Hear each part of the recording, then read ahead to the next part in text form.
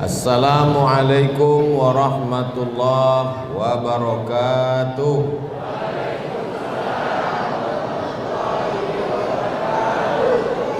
Alhamdulillah. Allahumma salli ala Sayyidina Muhammad wa ala ali Sayyidina Muhammad. Yang sama-sama kita hormati Imam Besar Masjid Al-Mizan beserta para alim, para ulama, para ustadz. Mudah-mudahan guru-guru awak panjang umur, sehat badan.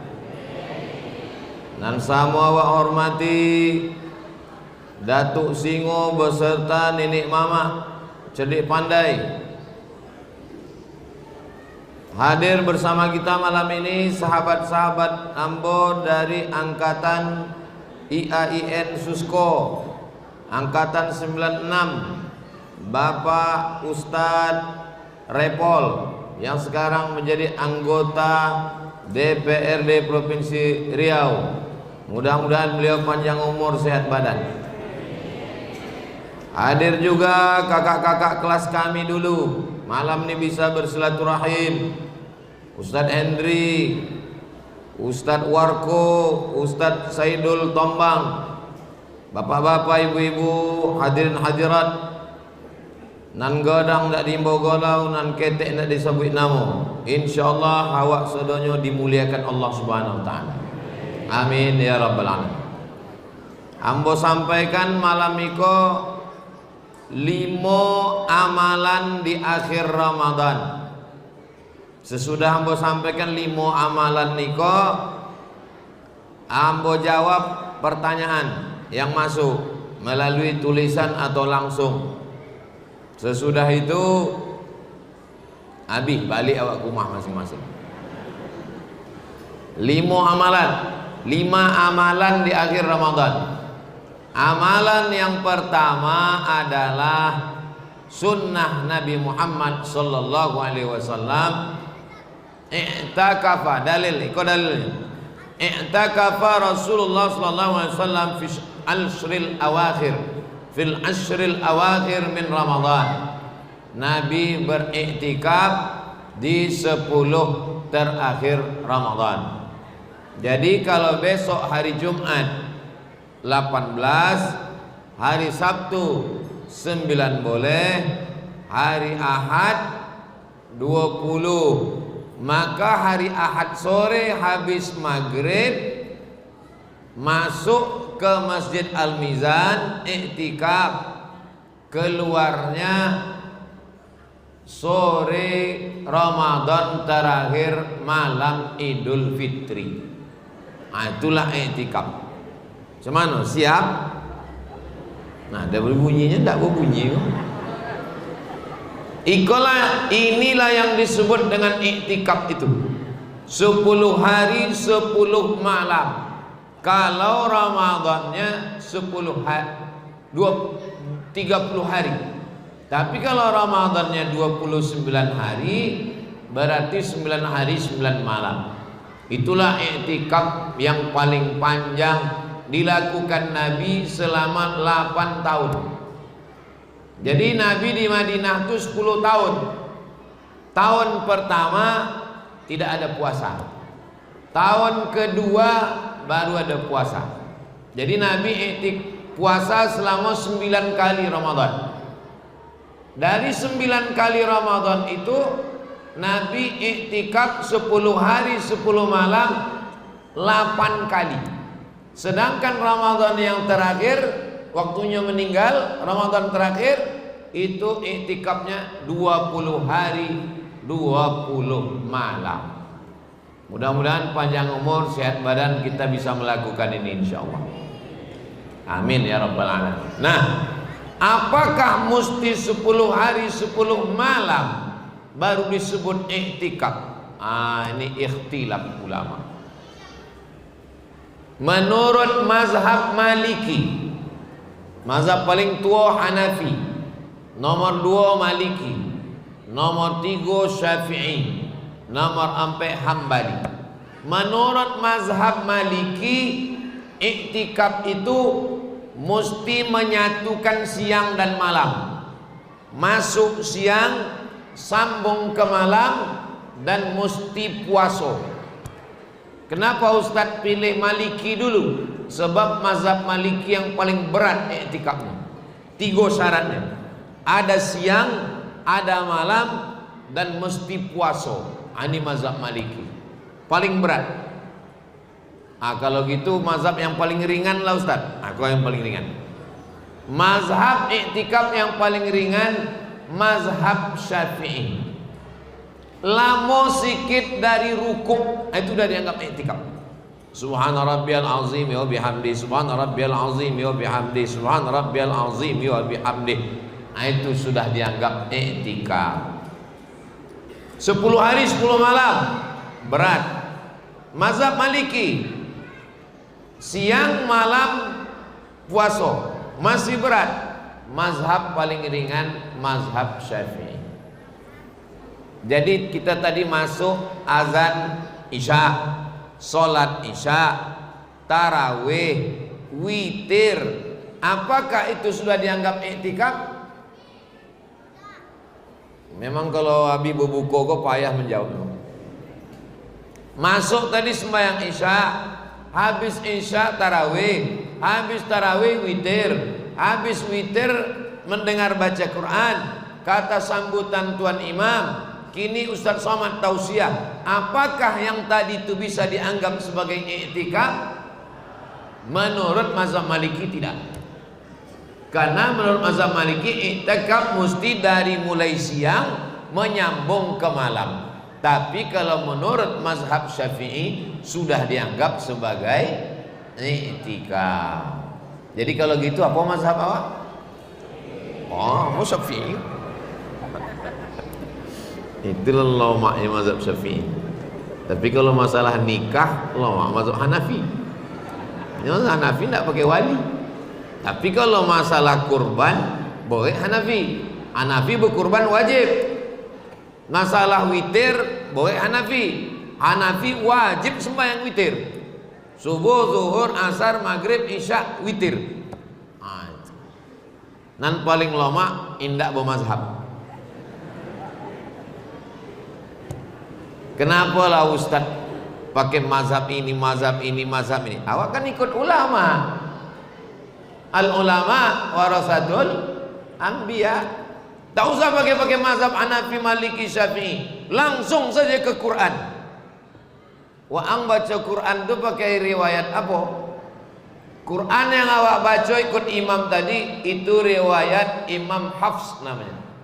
Dari Asim. Kalau riwayat Warsh tak begitu bunyinya. Riwayat Warsh, Alhamdulillahirabbil alamin, Ar-Rahmanir Rahim, Maliki Yaumiddin. Mimnya pendek. Maroko pakai riwayat Warsh. Sedangkan awak Indonesia, Malaysia, Brunei, Saudi Arabia, Mesir pakai riwayat Hafs an Asim.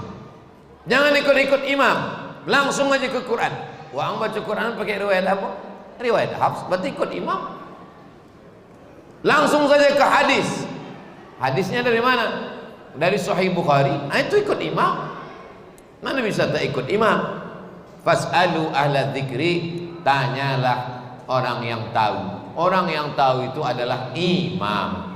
Jadi kalau ada orang mengatakan saya tak mau ikut mazhab Hanafi, tidak mau ikut mazhab Maliki, tak mau ikut mazhab Syafi'i, tak mau ikut mazhab Hambali, berarti nyo imam mazhab nang kelimo. Nah, hebatnya lah. Saya bukan imam mazhab. Jangankan imam mazhab, imam masjid pun belum diakui. Maka saya paling selamat ikut ulama-ulama. Maka saya kalau tausiah saya jelaskan. Kenapa Ustaz jelaskan begini mazhab Maliki, begini mazhab Syafi'i? Supaya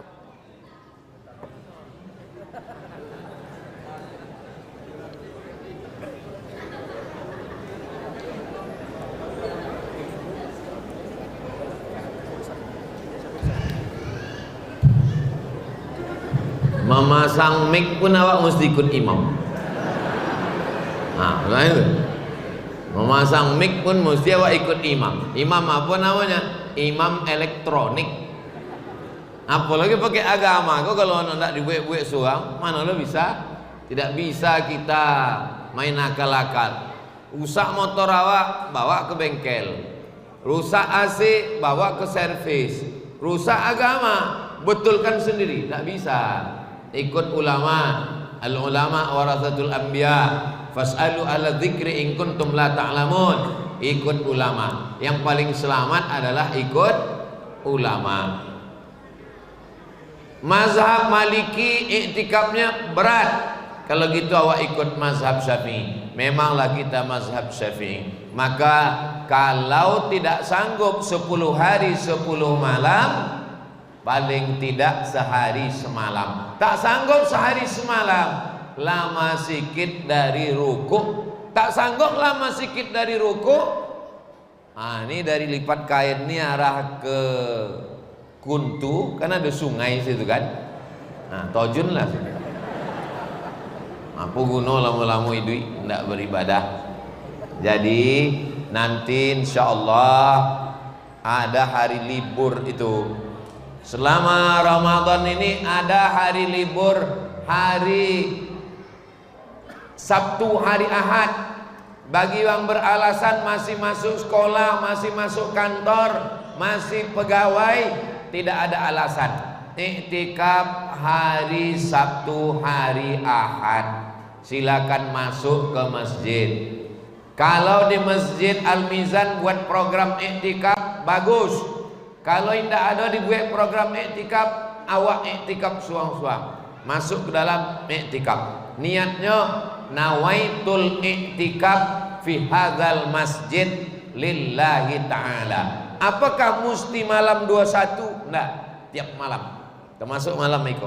Nawaitul. Ambo tadi masuk nawaitul i'tikaf fi hadzal masjid lillahi ta'ala. Saya tak niat tadi Pak Ustaz. Kini berniat. Nawaitul i'tikaf fi hadzal masjid lillahi ta'ala. Selama kita beriktikaf di masjid ini, malaikat mendoakan dua. Allahumma ighfir lahu, ampunkan dia, warhamhu, rahmati dia.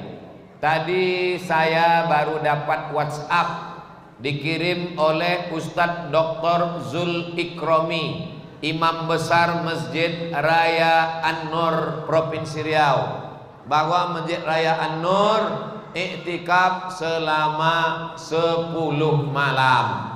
Ustadz Abdul Somad dikasih jatah tanggal 2 April nanti. Jadi di An-Nur iktikafnya dikelola. Masuk jam 2 malam. Dari jam 2 ke jam 3 baca Quran, tadabbur ayat. Dari jam 3 ke jam 4 tahajud. Dari jam 4 ke setengah 5 zikir muhasabah. Setengah 5 makan sahur. Jam 5 sholat subuh. Habis subuh pengajian sampai terbit matahari, sholat sunat isyraq 2 rakaat. Habis itu boleh keluar masjid. Jadi ini iktikaf yang lumayan panjang. Masuk jam 2, 3, 4, 5, 6, 7, 8, 6 jam. Jadi bagi masyarakat yang mau meniru program An-Nur, silakan buat. Seluruh masjid yang menonton pada malam hari ini, dari Sabang sampai Papua, Malaysia, Brunei Darussalam, dimanapun berada, buatlah program-program iktikaf. Mudah-mudahan panjang umur kita bisa beriktikaf insyaallah. Amin ya rabbal alamin. Ini amalan yang pertama, iktikaf. Nanti kalau ada yang mengganjal di pikiran, catat, tulis, kita akan bahas dalam tanya jawab. Amal yang kedua,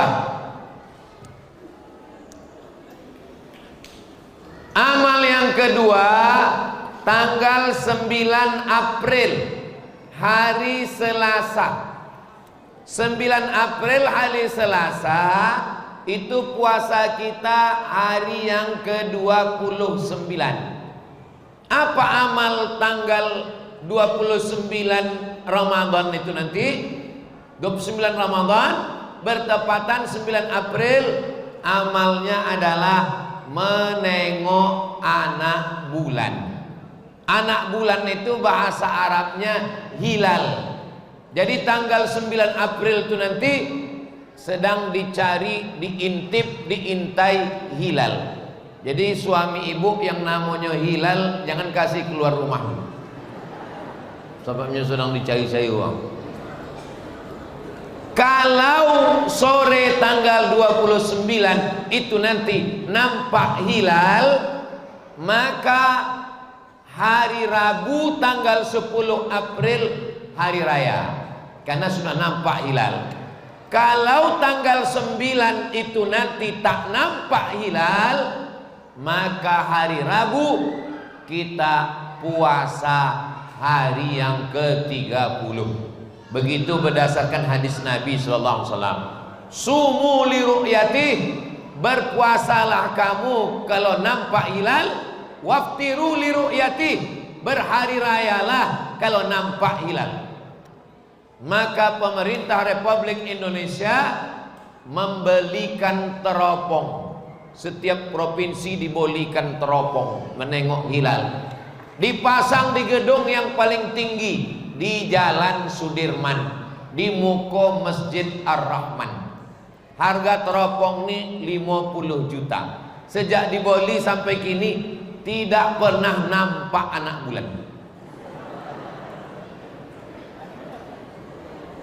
Belum pernah sekalipun sidang isbat di Jakarta berdasarkan penampakan anak bulan dari Pekanbaru. Dia pokak telinga tak pernah. Itu menunjukkan teropong Pekanbaru tak pernah nampak anak bulan. Asal dipasang nampak asuk. Yang selalu nampak bulan teropong di Jakarta Timur, Cilincing. Yang selalu nampak bulan yang wilayah timur Indonesia, yang tepi laut, yang tidak berawan, yang tak berasap. Nah, itu selalu nampak bulan. Lalu kenapa sudah terdengar rumor isu bahwa kita hari raya Rabu 10 April? Dari mana orang mengatakan kita hari raya 10 April? Karena berdasarkan hisab, ilmu astronomi, ilmu falak, hari Selasa tanggal 9 April itu ketinggian hilal 4 derajat. Sedangkan kesepakatan Mabims, Majelis Agama Islam, Majelis Agama Islam, MAI, Majelis Agama Islam, Brunei, Indonesia, Malaysia, Singapura sepakat 4 negara kalau 2 derajat itu sudah nampak anak bulan. Dan nanti tanggal 9 April hari Selasa menurut ilmu astronomi itu sudah 4 derajat. Jadi menurut ilmu astronomi hari Selasa itu sudah nampak anak bulan. Berarti hari raya menurut ilmu falak. Tapi nanti tetap ditunggu saksi. Makanya ibu yang ingin memasak ayam, memasak ketupat, nah itu besar kemungkinan sudah nampak karena 4 derajat. Muhammadiyah tidak mesti 4 derajat, cukup 0, sekian derajat asal nampak itu sudah dianggap hilal. Itu makanya kemarin Muhammadiyah puasa tanggal 11 Maret, kita tanggal 12. Kenapa bisa berbeda? Karena Indonesia, Brunei, Malaysia, Singapura mesti 3 derajat. Sedangkan Muhammadiyah tidak mesti 3 derajat. 1 derajat pun sudah dianggap sebagai hilal. Jelas? Nah, nanti mana tahu anak-anak kita bertanya, kenapa kita bisa beda? Muhammadiyah kok tanggal 11, kita kok tanggal 12, kok beda? Orang tua biasanya kalau dia tahu dia jawab, kalau dia tak tahu dia bilang jangan tanya-tanya, banyak tanya Yahudi Bani Israel. Jadi cara menjawabnya, Majelis Ulama Indonesia mengikut MABIMS 3 derajat. Sedangkan saudara kita dari Muhammadiyah tidak mesti 3 derajat, 2 derajat, 1 derajat pun sudah dianggap sebagai hilal. Ini perlu saya jelaskan supaya kita memahami perbedaan. Ustaz Somad ikut mana? Saya ikut MABIMS. Tapi saya tidak menyalahkan Muhammadiyah. Tak berani saya menyalahkan. Kalau saya menyalahkan Muhammadiyah, Pak Din Samsudin sahabat saya, Ustadz Adi Hidayat sahabat kita, takkan kita salahkan. Lalu kita tak menyalahkan karena sahabat, bukan, karena ilmunya. Mereka pun juga berilmu. Jadi masalah perbedaan ini berlapang dada menerima perbedaan. Jadi sebetulnya tidak ada perbedaan. Muhammadiyah dengan, jadi kalau ada nanti orang mengatakan, apa nih umat Islam ini, kok beda hari rayanya? Tidak ada beda. Muhammadiyah, Al-Wasliyah, Nahdlatul Ulama, Perti, semuanya serentak hari rayanya 1 Syawal. Mana ada orang hari raya 2 Syawal? Semuanya serentak 1 Syawal. Yang berbeda itu menetapkan 1 Syawalnya kapan. Yang satu mengatakan mesti 3 derajat hilal, yang satu mengatakan 1 derajat pun sudah dianggap hilal. Kira-kira penjelasan Ustaz Somad ini bisa dipahami? Bisa. Kalau ada orang bilang ceramah Ustaz Somad itu tak jelas, paketnya habis. Nah, jadi menengok anak bulan ini sunnah. Mana dalilnya?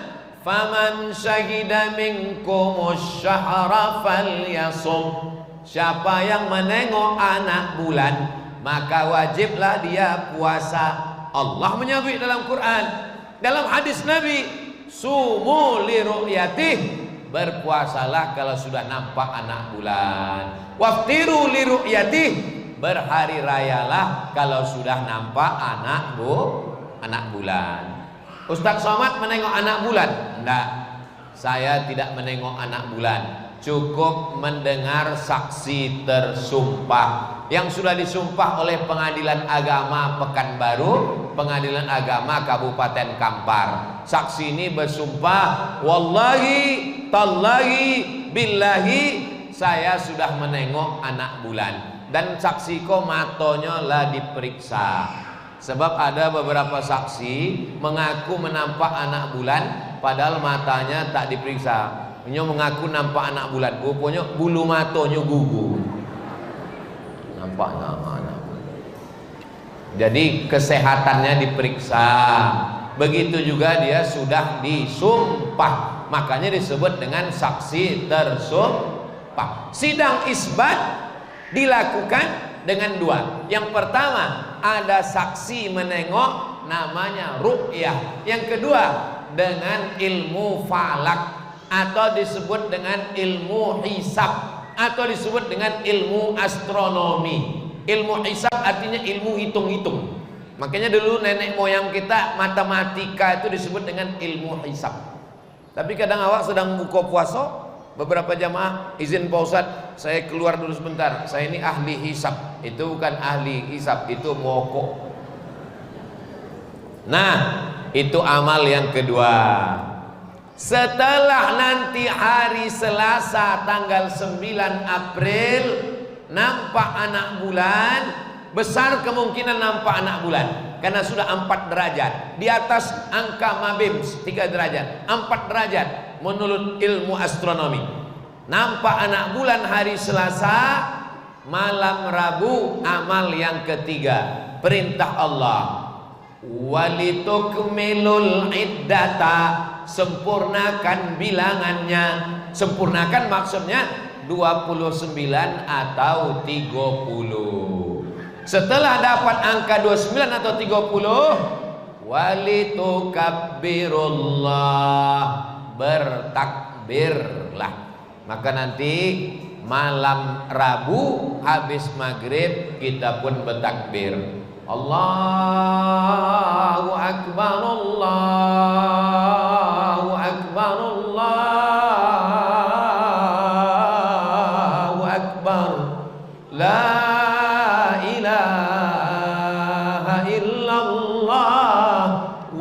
Allahu Akbar, Allahu Akbar, walillahil hamd. Anak-anak latihan takbir.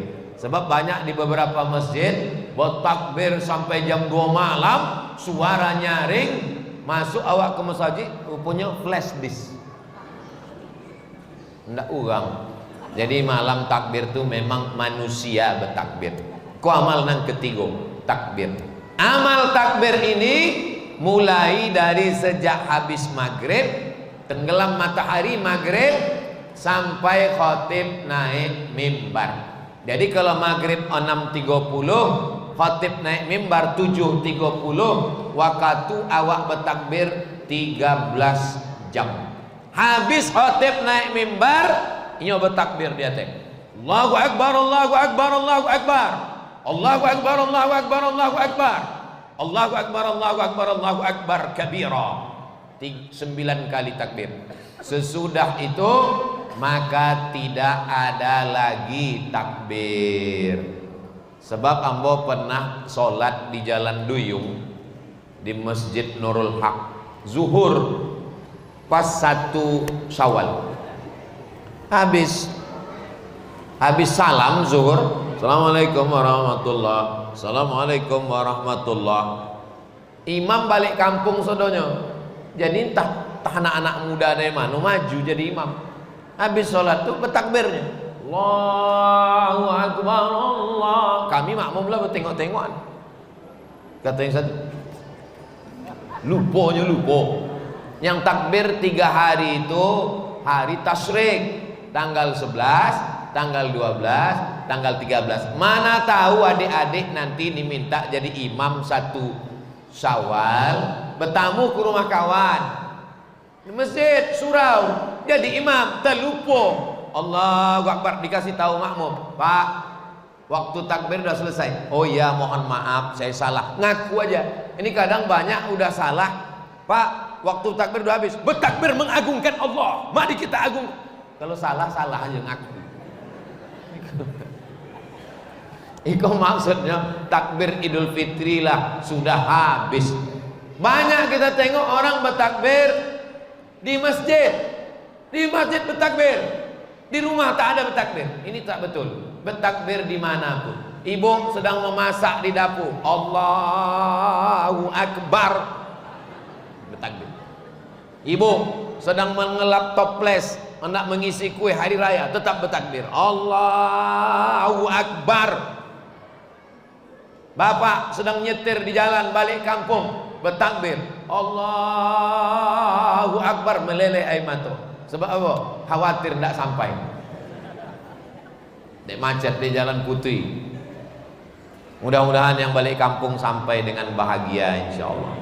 Jadi masalah bertakbir ini adalah yang bahagia karena ibadahnya full. Tarawih saya banyak, ibadahmu tak ada apa-apanya. Allah yang maha besar, Allahu Akbar. Yang merantau tak bisa balik kampung, merasa diri kecil, sedih, usir kesedihanmu dengan bertakbir. Itu guna takbir. Yang sombong menjadi rendah, yang sedih menjadi terangkat. Itu fungsi takbir. Tak bisa balik kampung, sama-sama merantau, sama-sama susah, pergi ke kota. Yang satu berhasil pulang kampung bawa mobil baru, walaupun baru bayar DP. Yang satu tak bisa balik kampung. Yang bawa mobil baru jangan sombong, bertakbirlah, Allahu Akbar. Yang tak bisa balik kampung jangan sedih, bertakbirlah, Allahu Akbar. Yang satu Allahu Akbar mengusir sombongnya, yang satu Allahu Akbar mengusir sedihnya. Allahu Akbar. Anak-anak muda mulai latihan. Kalau di Pekanbaru hamba tengok malam takbir dilepas oleh wali kota di Jalan Sudirman, melepas pawai takbir. Wah, bumpang. Anak lajang, anak gadis berbonceng-bonceng. Apa ini? Merusak malam takbir. Bapak-bapak yang punya anak lajang, punya anak gadis, jangan rusak malam Idul Fitri dengan membonceng-bonceng anak gadis orang. Yang udah bertunangan,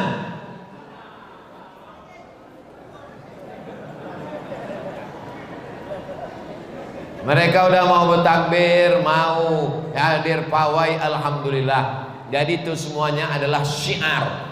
Jadi ini semuanya ada dalilnya. Maka kita laksanakan takbir di rumah. Tidak lama, tidak lama Bapak Ibu, 3 boleh jamnya. Dari azan maghrib sampailah khotib naik mimbar. Nanti kalau datang ke tempat sholat Idul Fitri, di masjid, di tanah lapang, bertakbir non-stop sampai khotib naik mimbar, sampai akhirnya diumumkan. Bapak Ibu sekalian, kita stop sebentar takbir. Adapun imam Idul Fitri kita hari ini dan khotib kita adalah uang yang terkumpul dari infak sedekah hari ini. Habis itu baru takbir lagi, naiklah khotib ke atas mimbar, berakhirlah takbir. Ini amal nan ketiga. Yang pertama i'tikaf, yang kedua menengok anak bulan, yang ketiga bertakbir, yang keempat membayar zakat fitrah. Kapan wajibnya membayar zakat fitrah? Dari mulai habis maghrib malam Idul Fitri sampai khotib naik mimbar, sama dengan waktu bertakbir. Jadi kalau ada orang sudah bayar zakat fitrah sekarang, kinilah bayar zakat fitrahnya, atau 2 hari sebelum Idul Fitri lah membayar zakat fitrah, itu namanya waktul jawaz, waktu boleh, tapi belum waktul wujub, belum waktu wajib. Wajibnya membayar zakat fitrah dari mulai sholat maghrib tenggelam matahari Selasa malam Rabu 9 April nanti sampai hari Rabu 10 April khotib naik mimbar. Siapa yang hidup selama 13 jam ini wajib bayar zakat fitrah. Misalnya, ada orang lipek kain meninggal hari Selasa ba'da asar tanggal 9 April. Apakah dia wajib bayar zakat fitrah? Tidak. Kalau ambo bertanya, jamaah tidak perlu jawab, karena setiap ambo tanya itu ambo jawab suang. Tanggal 9 April 29 Ramadan ba'da asar meninggal, tidak wajib bayar zakat fitrah. Kenapa? Karena dia tidak hidup di waktu wajib. Waktu wajib itu setelah azan maghrib. Makanya kalau ada di antara bapak ibu yang bakhil, pelit, tak mau bayar zakat fitrah, meninggallah sebelum azan maghrib.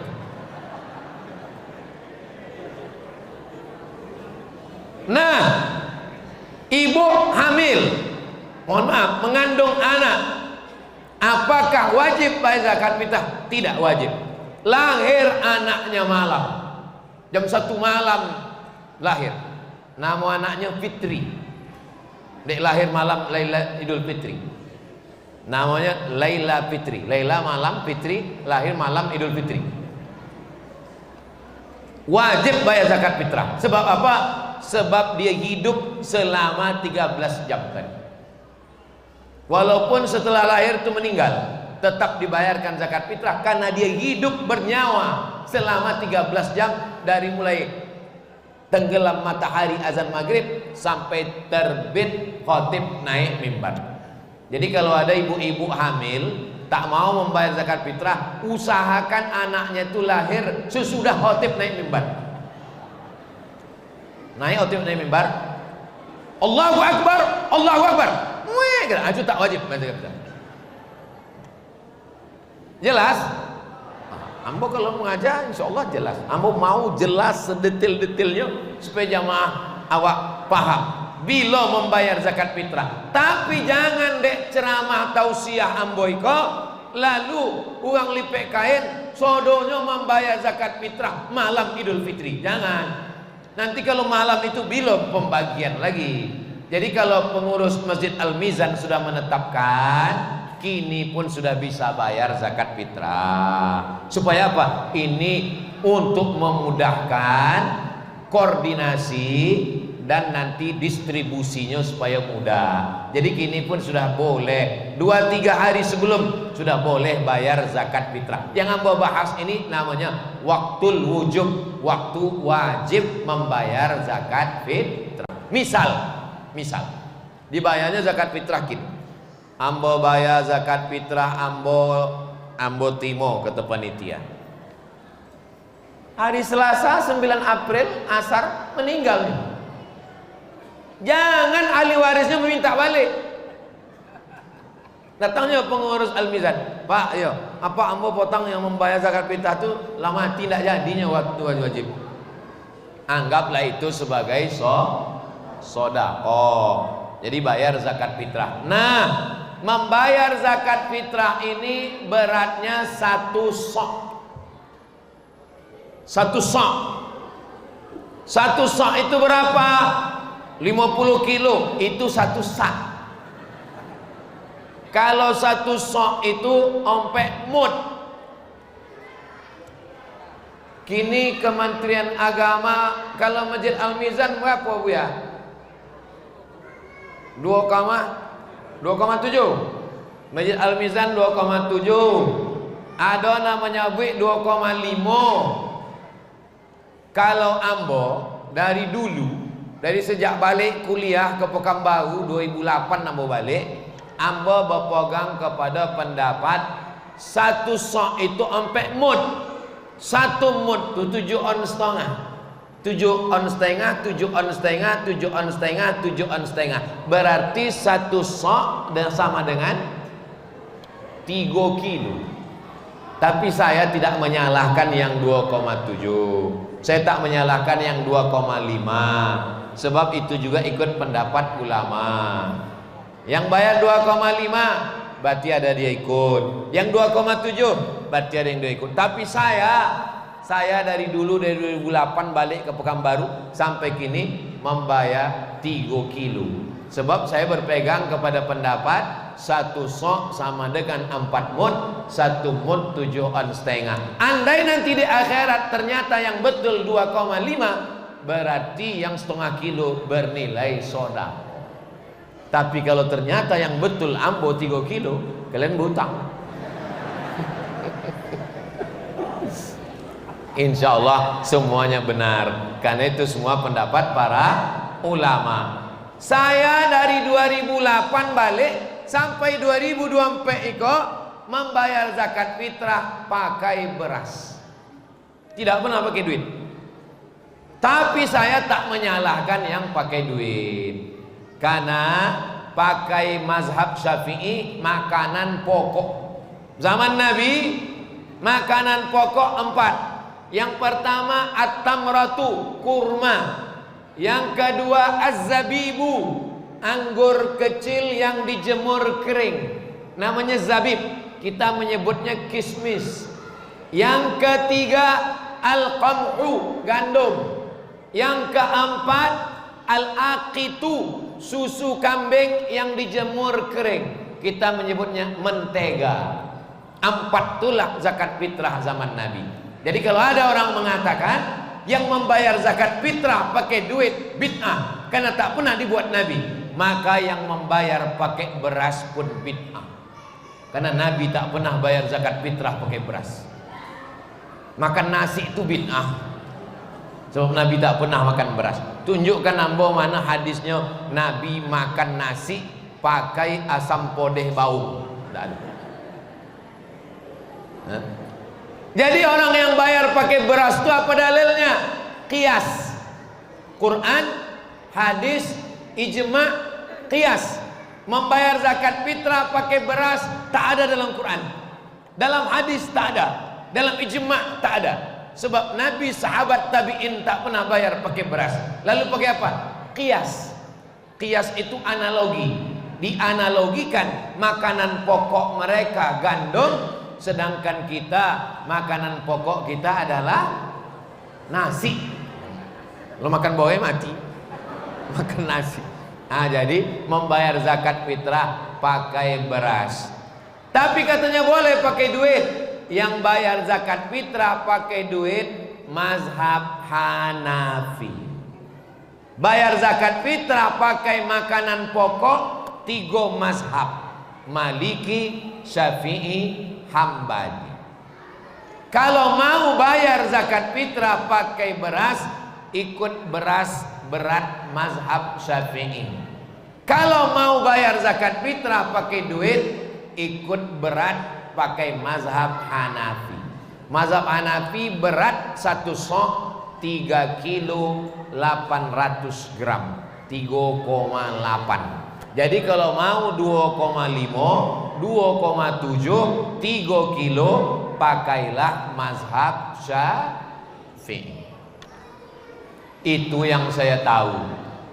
Berarti kalau ada orang lain pakai pendapat lain, berarti kitabnya lebih banyak, inyo lebih alim. Bukan berarti inyo lebih jahil, lebih bodoh. Saya menyampaikan yang saya tahu dan yang ambo amalkan dalam keluarga ambo.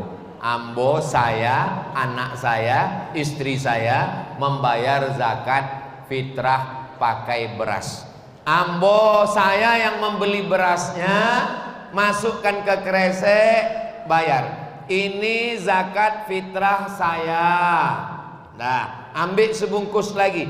Ini zakat fitrah istri saya. Ini zakat fitrah Mizyan Hazik Abdillah. Ini zakat fitrah Sami Ahmad Mesbahi Ibadillah. Ompek bungkui. Yang jadi masalah, beras ini 1 bungkus inilah sodonya.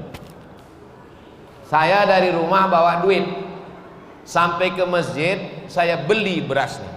Pak, saya beli beras ini 2,5 kilo. Kata Pak ini saya jual. Sekarang berasnya jadi punya saya. Saya bayarkan zakat fitrah untuk saya. Nah, habis itu saya beli lagi. Ku beli lagi yo. Yuk. Zakat fitrah untuk istri saya. Dah. Habis itu ambo beli lagi yo. Yuk. Zakat fitrah untuk anak saya. Dah. Habis itu ambo beli lagi yo. Yuk. Zakat fitrah untuk anak saya yang nomor 2. Sampai kali. Pertanyaannya, apa kau sejak bilonya menjual boreng? Akad jual belinya bermasalah. Masalah yang pertama, jual beli di masjid tak boleh. Ma arbahallahu tijaratahu, la arbahallahu tijaratahu. Yang kedua, membeli beras kepada orang yang tidak pemilik. Dia bukan pemilik beras. Jadi kalau mau selamat bayar zakat fitrah pakai beras, bungkuslah dari rumah, bawa. Anak ambo 10 pak, abah 10 bungkus. Itu baru dari bini pertama, bini ompek 10 bungkus. Kalau tidak mau bayar zakat fitrah pakai beras, pakai duit, ikutlah mazhab Hanafi. Tapi jangan dicampur. Beratnya berat Syafi'i, dibayar pakai cara Hanafi. Iko namanya mencampur mazhab. Kami diajarkan di sekolah kalau Syafi'i, Syafi'i saja. Jangan mencampur-campur mazhab. Iktikaf sudah, menengok anak bulan sudah, bertakbir sudah, bayar zakat fitrah sudah. Yang kelima, sholat Idul Fitri. Sholat Idul Fitri tak perlu diajak, karena yang tak sembahyang setahun pun sholat Idul Fitri. Kalau mau menengok umat Islam, tengoklah sholat subuh berjamaah.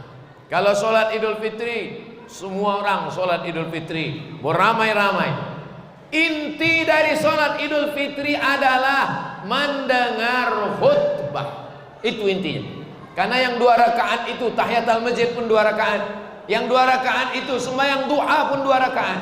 Maka inti dari Idul Fitri mendengar khutbah. Mumpung orang sedang pulang kampung, jamaah berkumpul ramai, disitulah khatib menyampaikan pesan-pesannya. Maka perempuan huyab, maaf cakap, perempuan yang berhalangan, sedang menstruasi haid, tak boleh ke masjid, tak boleh sholat, tapi di zaman Nabi dibawa ke tepi lapangan untuk mendengar dengarkan khutbah. Ini sekarang banyak saya tengok orang sholat Idul Fitri, begitu habis sholat malah khutbah pula yang tak didengar. Habis sholat bubar, habis sholat Assalamualaikum warahmatullahi wabarakatuh, Assalamualaikum warahmatullahi wabarakatuh. Asik menengok. Iko di mana boleh telokong cantik? Di mana boleh baju koko? Padahal khutbah Idul Fitri inilah inti daripada Idul Fitri. Kalau datang ke Masjid Al-Mizan dari belakang, nanti baliknya dari muka. Sunnah. Sebab apa? Tadi dari belakang lalu bersalaman dengan yang ada di belakang. Nanti balik dari muka supaya tersambung tali silaturahim. Minal aidin wal faizin, minal aidin wal faizin, minal aidin wal faizin. Nyepreman bau taubat Ramadan niku. Minal aidin wal faizin. Datang kawan. Jangan sabi-sabi minal aidin wal faizin. Ko bid'ah wa kullu bid'atin dhalalah wa kullu dhalalatin finnar. Lamunya temono. Ambo 20 tahun mabuk ndak ada ang toga. 20 tahunnya sakau tak ada orang melarang dia. Sekali-kalinya tobat minal aidin wal faizin langsung dibid'ahkan.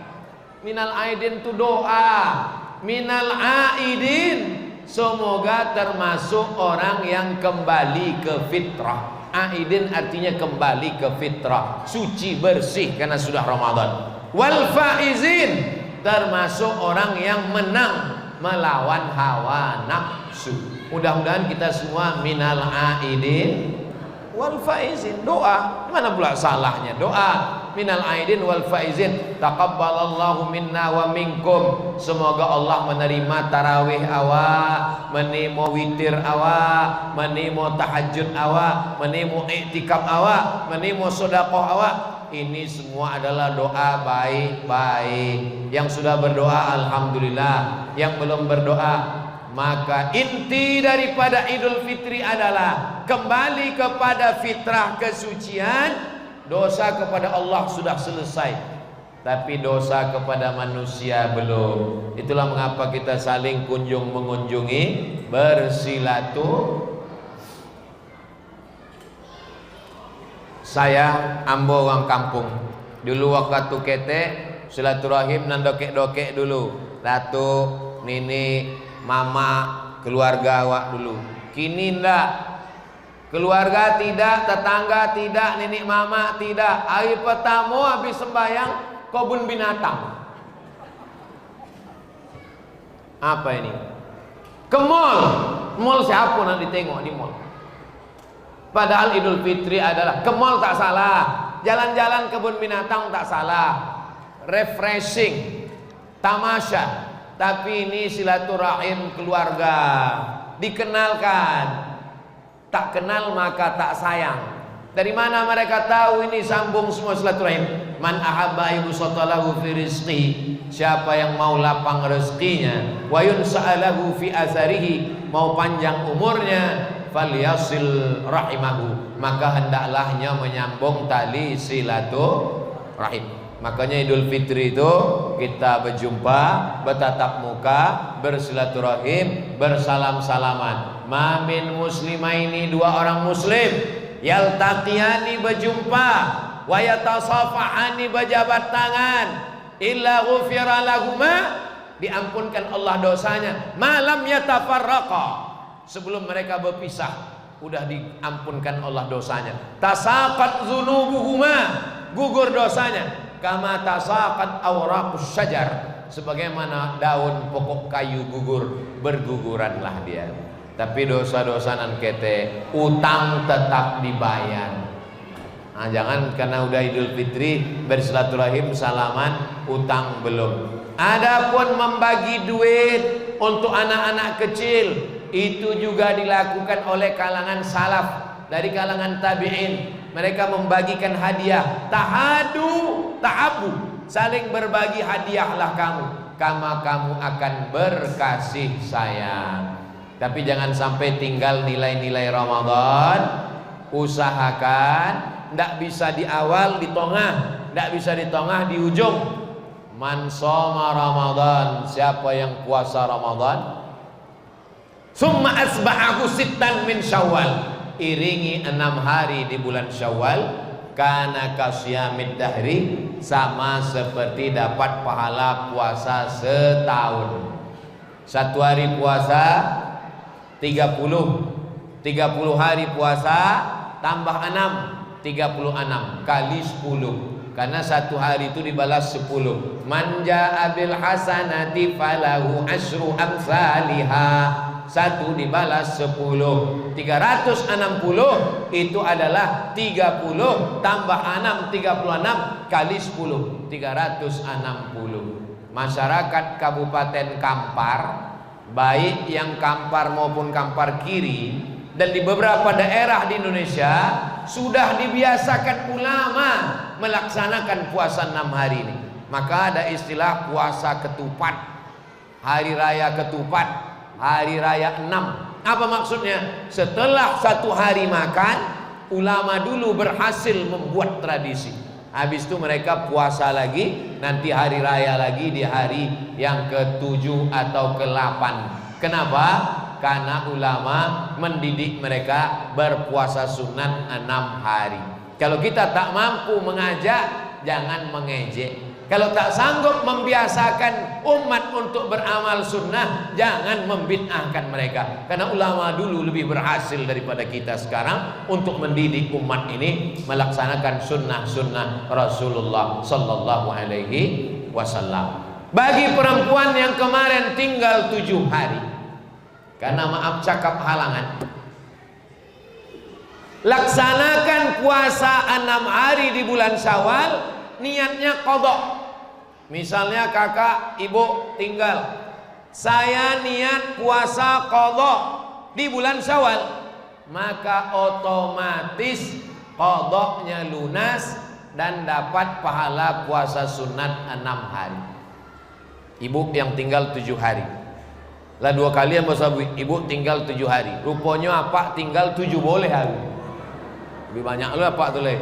Nah, maka bapak qadha nanti di bulan Syawal. Saya niat qadha, saya niat qadha 6 hari. Otomatis dapat pahala puasa 6. Bukan kata Abdul Somad, kata Imam Zakaria Al-Ansari, ulama besar mazhab Syafi'i, dikutip oleh Imam Syekh Atiyah Saqar dalam Fatwa Al-Azhar, fatwa-fatwa Al-Azhar. Panjang umur, sehat badan, bisa awak ziarah ke makam Imam Syafi'i di Mesir. Amin. Iko makam Imam Syafi'i, nanti di samping makam Imam Syafi'i itu ada makam imam namanya Zakaria Al-Ansari. Nah, Imam Zakaria Al-Ansari itulah yang berfatwa bahwa orang yang puasa qadha 6 hari di bulan Syawal otomatis dapat pahala puasa sunat Syawal, tapi niatnya tetap satu, niat qadha. Ini motivasi untuk mengganti, jangan tunda.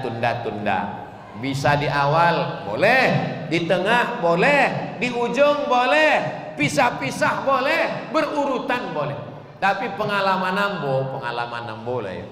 Mengqadha kok godaannya luar biasa. Kalau puasa Ramadan, so doang puasa, awak puasa. Tapi kalau mengqadha di bulan Syawal, penambah puasa sunat Syawal. Waktu ambo indak puasa, indak ada godaan. Waktu sedang puasa, godaan. Datanglah uang mengundang makan.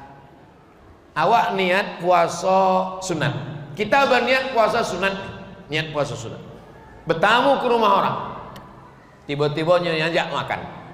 Faman syaa falyasum, kalau mau teruskan puasa. Waman syaa falyuftir, kalau mau silakan makan. Jadi misalnya ambo sedang puasa sunat 6 Syawal, bertamu ambo ke rumah Pak Repol, diajaknya makan, itu terserah ambo. Kalau ambo sabit, mohon maaf Pak Repol, ambo puasa, ya ndak boleh tersinggung. Walaupunnya anggota Dewan Provinsi, ndak boleh tersinggung. Dan kalau ambo ndak makan juga boleh, mau makan.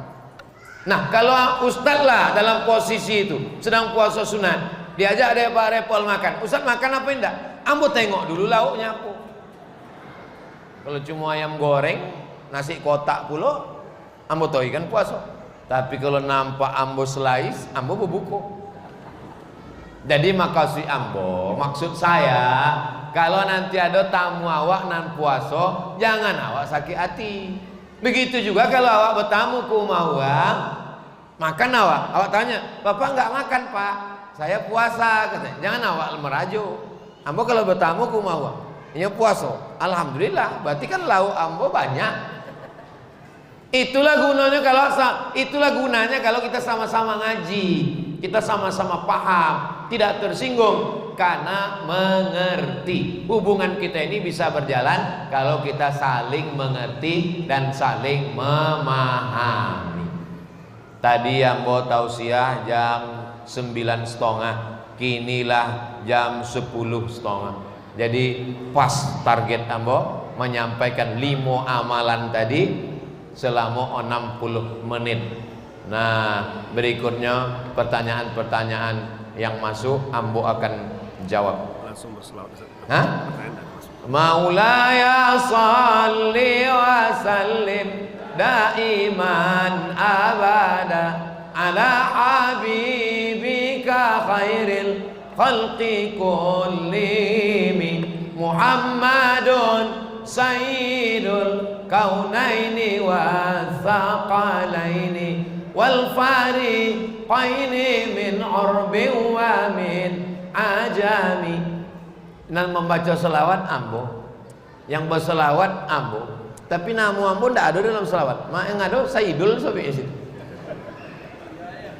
Hebatnya Buya Sayyidul. Sayyidul kaunaini wa thaqalaini. Ini pemimpin alam semesta dari kalangan jin dan manusia. Inilah Nabi awak, Sayyidul awwalina wal akhirin, Sayyidul anbiya wal mursalin, Sayyidul kaunaini was thaqalain, Sayyidina wa maulana Muhammad sallallahu alaihi wasallam. Mudah-mudahan amal awak ditimu Allah dan sampai akhir Ramadan, sampai ke Syawal, sampai mati awak istiqomah, mati dalam keadaan husnul khatimah. Ala hazihi niyya wa kulli niyatin salihah. Al-Fatihah.